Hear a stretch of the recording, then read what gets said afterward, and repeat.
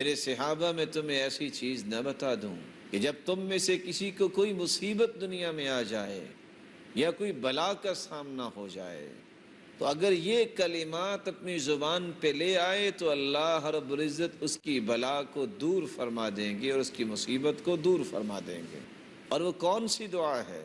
دعاء ذی النون، یونس علیہ السلام کی دعا۔ قرآن مجید میں اللہ رب العزت فرماتے ہیں وَذَا النُّونِ إِذ ذَهَبَ مُغَاضِبًا فَظَنَّ أَن لَّن نَّقْدِرَ عَلَيْهِ فَنَادَىٰ فِي الظُّلُمَاتِ أَن لَّا إِلَٰهَ إِلَّا أَنتَ سُبْحَانَكَ إِنِّي كُنتُ مِنَ الظَّالِمِينَ۔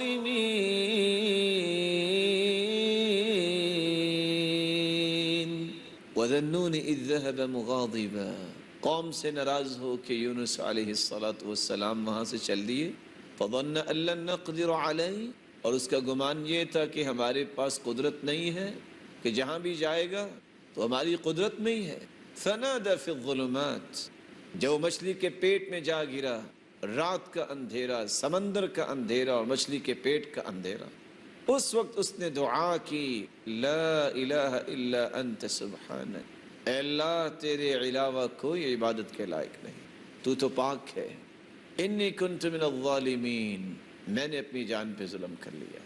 یہ کلمات انسان اگر اپنی زبان پہ لے آئے، رسول اللہ صلی اللہ علیہ وسلم کا فرمان معظم ہے لم يدع بها رجل قط الا استجاب اللہ تعالی له، جس مصیبت میں بھی انسان پھنسا ہے اگر یہ کلمات زبان پہ لے آئے اللہ رب العزت اس کی دعا کو قبول فرماتے ہیں اور اس کی مصیبت کو دور فرما دیتے ہیں۔